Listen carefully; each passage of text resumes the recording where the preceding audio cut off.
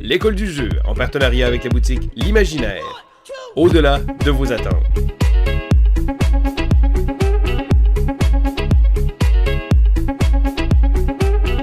Bonjour et bienvenue à l'école du jeu. Mon nom est Sylvain et je vous propose aujourd'hui un top 6. Je sais pas pour vous, mais dans la vie, à travers le temps, il y a toujours des relations qui commencent, des relations qui se terminent. Des fois, ils se terminent bien, des fois, c'est un peu plus chaotique.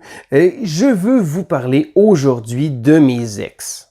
Mais non, je ne parlerai pas de relations amoureuses, je vous parle de mes jeux de société qui ont quitté ma collection. Parce que moi, personnellement, je sais que chaque personne gère sa collection de la manière qu'il préfère, mais de mon côté, j'aime ça faire un roulement. J'aime ça avoir un roulement de jeu. J'en accumule, oui, mais j'aime ça faire des échanges pour pouvoir essayer de voir différentes choses. Puis il y a beaucoup de jeux, des fois, que justement, je me dis au pire, si jamais je veux vraiment y rejouer, je veux dire, j'ai probablement quelqu'un que je connais qui y a accès, ou encore, je vais simplement me le reprocurer parce que c'est déjà arrivé dans le passé.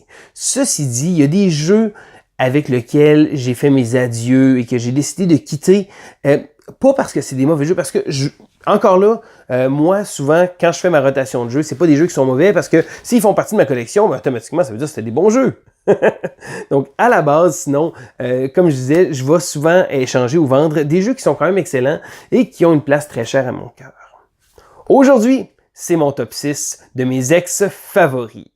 Donc, des jeux duquel je me suis départi avec un petit pincement au cœur, mais au final, souvent, c'est des jeux que j'aurais pas nécessairement joué autant que ça, mais encore là, il faut pas toujours être sentimental avec les jeux de société.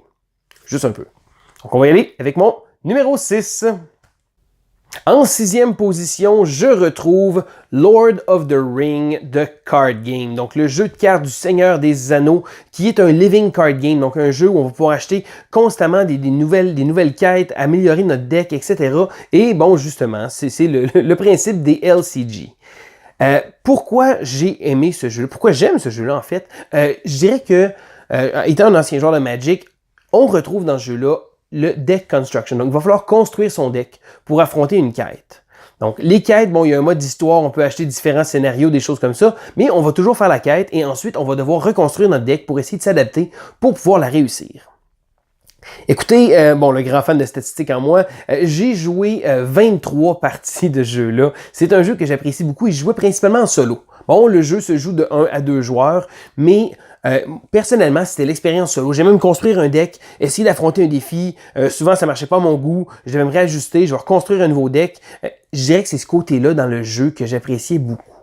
Le seul problème, souvent, c'est peut-être son niveau de difficulté puis l'apporter avec d'autres. Parce que, au fur et à mesure de jouer, on devient meilleur, mais si jamais on joue en coop, justement, avec un ami qui a moins d'expérience, ça devient difficile. Puis là, encore là, on construit son deck pour lui. Fait que, à moins d'avoir quelqu'un de vraiment dédié avec vous qui va pouvoir avancer là-dedans, je dirais que sinon, ça reste une expérience principalement solo, je trouve. Mais c'est un jeu absolument génial. Et ce qui me dérange un peu moins de m'en être départi, c'est justement que je l'ai justement laissé à Vincent de l'école du jeu, donc il va pouvoir découvrir ce magnifique jeu. Mais je pense que pour l'instant, il est dans un coin, dans la pile of shame. Il va falloir que tu t'y mettes, mon Vincent. Donc on va y aller avec mon numéro 5. En numéro 5, on retrouve un jeu que j'ai joué énormément. Énormément au point de brûler le jeu en tant que tel. Donc j'ai tellement joué que je me suis un peu écœuré. Mais c'est pas pour autant un mauvais jeu, puis ça je peux le reconnaître. Le jeu Seven Wonders. Seven Wonders est un jeu de draft vraiment génial. Les gens, c'est un jeu qui fait longtemps qu'il est là, un jeu très connu, un jeu très populaire. Et aussi un jeu qui a été très apprécié du cercle d'amis avec qui j'étais à ce moment-là. Ça veut dire qu'on a joué, puis pas à peu près. Donc, dans l'instant d'à peu près 3-4 mois, on a joué à peu près 80 parties de ce jeu-là. On jouait non-stop. Une partie attendait pas l'autre. Les parties duraient une vingtaine de minutes. On jouait très rapidement. On était rendu habitué. C'est un bon jeu, mais on a beaucoup trop joué. Puis ça a fait en sorte que, écoute, celui-là, quand je m'en suis départi, malgré le fait que je peux dire que c'est un bon jeu, il y a quand même une place parce que j'ai énormément joué, mais écoute, si jamais on me propose de faire une partie de Seven Wonders, je vais probablement dire, on peut-tu essayer quelque chose d'autre? Fait que c'était mon numéro 5, Seven Wonders. En numéro 4, on retrouve un jeu qui, encore une fois, a une place très importante dans ma vie. Et oui, il y a déjà de ça peut-être 2 ans, je me suis départi de Catan. Ah, les colons de Catan. Donc, un jeu sorti en 95, un jeu allemand qui a révolutionné complètement notre hobby. On dira ce qu'on voudra sur Catan, le jeu a été un des premiers jeux majeurs qui a traversé et qui a créé le phénomène dans lequel on est présentement, donc le phénomène ludique. Je dirais que Catan a vraiment été... Écoute, je jouais à ce jeu-là énormément avant même de prendre mes statistiques, donc avant même de devenir un joueur en tant que tel. J'ai joué énormément à ça.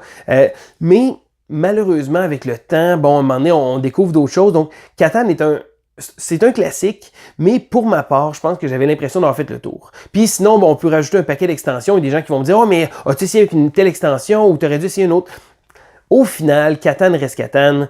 Une belle place dans mon cœur parce que c'est un des premiers jeux modernes que j'ai joué. Puis c'est un jeu qui est très, très important aussi pour l'histoire de notre hobby. Mais, encore une fois, celui-là, je suis plus sûr que j'aurais envie d'y jouer parce que j'y ai joué énormément. Donc, c'était Catan. En numéro 3, on retrouve un autre excellent jeu, parce que c'est tous des bons jeux, on s'entend.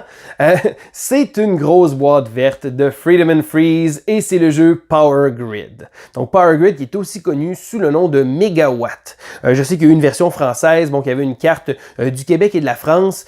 Sinon, il y a le jeu de base, bon, justement, il y avait une carte de l'Allemagne. En tout cas, il y a un paquet de cartes différentes, des choses comme ça. Et il y avait beaucoup d'extensions.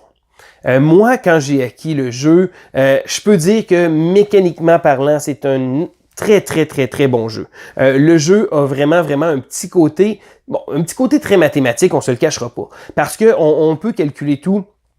Nos ressources, on essaie de rentrer dans l'argent, il va falloir payer des ressources pour pouvoir allumer des centrales, pour pouvoir donner du courant si on veut à différentes villes. Donc quand on regarde le plateau de jeu, on voit un paquet de liens, on va penser un peu à les aventuriers du rail, mais c'est pas ça du tout.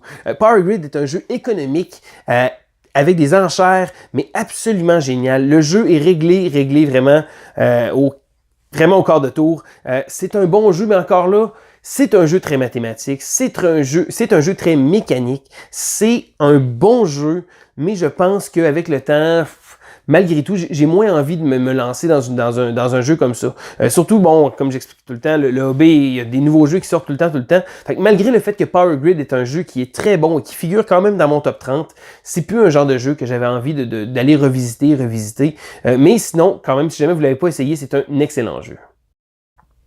Mon numéro 2 est un jeu absolument grandiose. Il figure dans mon top 10, je pense, et c'est un jeu que je pourrais donner des éloges tellement longtemps sur ce jeu-là parce que c'est un excellent jeu.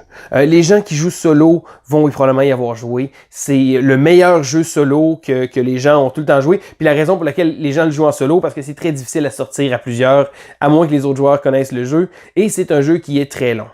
Mage Knight. Oui, Mage Knight est un chef-d'œuvre ludique, ça je peux le dire. C'est un jeu dans une rare catégorie que j'y ai joué puis j'ai comme, ok, c'est vraiment un excellent jeu. Très difficile l'approche, par exemple. Le livre de règles est assez épeurant. Je me suis référé à une vidéo, la vidéo de Ricky Royal, une vidéo anglophone que le gars il réussit à bien expliquer Mage Knight. Mais le problème avec Mage Knight, c'est que, bon, j'ai joué un peu, j'ai eu un trip Mage Knight, j'ai joué plusieurs parties en solo, j'ai vraiment trouvé ça intéressant. Le jeu est très bon, ça, j'ai rien à redire là-dessus. Le problème, c'est que c'est un jeu qui a beaucoup de règles et qui est pas toujours facile de retomber dedans. Donc, il y a beaucoup de jeux, souvent, on va pas jouer pendant un certain temps, on veut ressortir le jeu, on regarde le livre de règles, parfait, on s'en rappelle, merci, bonsoir. Mage Knight, c'est pas ça. Mage Knight demande une dédication à réapprendre les règles. Il y a beaucoup de petites exceptions, beaucoup de petites choses, mais le tout est absolument génial. Donc, si vous avez le temps de pouvoir prendre pour pouvoir bien absorber les règles de Mage Knight et pouvoir y jouer de temps à autre, sérieusement, je vous conseille ce jeu-là au plus haut point. Mais malheureusement, il a dû partir de ma collection parce que j'ai plus vraiment le temps de me remettre pour des longues parties. Puis si jamais je prends un break du jeu, ben ça va être difficile de retomber dedans, mais ça reste un excellent jeu, c'est Mage Knight. Et en numéro 1 de mes ex, ben oui, le jeu Dominion. c'est le grand-papa de tous les deck builders. Bon, je peux pas vous dire avec certitude que c'est le premier deck builder, mais c'est le jeu qui a révolutionné le genre. Donc, avant Dominion, il n'y avait pas beaucoup de ce type de mécanisme-là, bon, à part du deck construction, là, que des fois on va même prendre pour du deck building, mais le mécanisme d'acheter des cartes pour pouvoir les mettre dans son deck, pour pouvoir brasser, ensuite recommencer et construire notre deck tout au courant de la partie était absolument unique avec Dominion. Les points faibles du jeu, il y a beaucoup de gens qui ont reproché le thème. Donc, ils disent, le thème, il n'y a pas de thème. Non. Et puis, malgré le fait que je suis un gars qui aime beaucoup les thèmes, Dominion est un jeu qui marche tellement bien. La preuve, ils ont sorti une panoplie absolument incroyable d'extensions. Ils en sortent encore jusqu'à l'année passée, il y a encore des extensions de Dominion qui sortaient. C'est un jeu très, très populaire. Il y a beaucoup de gens qui se sont arrêtés en disant mais il se fait beaucoup mieux côté deck building. Puis c'est vrai qu'il y a différents deck builders qui ont repris ça, le concept, et essayé de l'améliorer, mais au final, Dominion reste avec une place de choix parce que c'est le grand-papa de tout ça. Moi, personnellement, j'avais la version Dominion et la version de la boîte de base de Intrigue aussi. J'ai pas joué à toutes les extensions. Je trouvais que j'étais bien servi avec les 2 kits de base. Et encore une fois, c'est un jeu que je suis très content parce que quand je m'en suis départi à un ami, donc c'est Dave qui a hérité de ma copie de Dominion, parce que je suis certain qu'au moins lui, il va pouvoir la sortir plus souvent que moi je la sortais. Parce que malgré tout, Dominion, j'ai joué une 30aine de parties à peu près. Encore une fois, pendant un moment, on a joué énormément avec un groupe de joueurs, mais ça faisait probablement 2 ans qu'il était sur mes étagères. Je sais que c'est un jeu que Joe, notre ancien collègue de l'école du jeu, apprécie particulièrement. Et c'est un jeu aussi que je voulais faire découvrir. Fait à quoi bon qu'il soit dans ma bibliothèque et qu'il prenne la poussière. À ce moment-là, je suis bien mieux que quelqu'un d'autre puisse en avoir possession pour qu'il puisse découvrir ce classique moderne. Donc, et voilà, ça fait le tour de cette vidéo pas trop sérieuse, parce que, ultimement, on s'entend, là, cette vidéo-là est très subjective, c'est des opinions personnelles, puis encore plus qu'une opinion personnelle, c'est un feeling que j'ai par rapport au jeu. Donc, ils sont pas nécessairement en ordre, qui sont bons, parce que comme je disais, Mage Knight a une place très haute dans mon palmarès, mais c'est le feeling un peu que j'avais quand je me suis départi de ces jeux-là. Donc, ça me donnait une petite idée, puis j'ai eu envie de pouvoir vous partager cette petite vidéo-là. Et vous, je sais pas si vous êtes comme moi, mais n'hésitez pas à me dire c'est quoi les jeux dans ceux-là que j'ai nommés que vous aimez ou que vous n'aimez pas. Encore là, ça va me faire plaisir de pouvoir jaser avec vous. Donc c'était Sylvain pour l'école du jeu et on se dit à la prochaine.